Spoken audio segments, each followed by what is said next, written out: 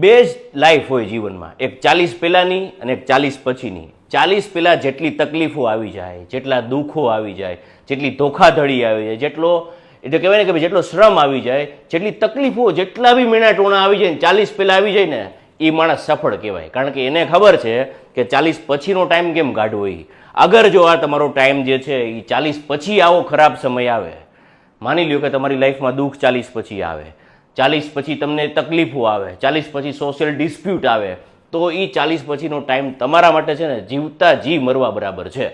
જીવનની અંદર જેટલી તકલીફો વહેલા આવે ને સાહેબ વધાવી લેજો, કારણ કે તકલીફો છે ને માણસને મજબૂત બનાવે છે. જે ઇઝી લાઈફ હોય છે ને એ માણસને છે ને પોઈઝન જેવું હોય છે, ઝેર સમાન હોય છે.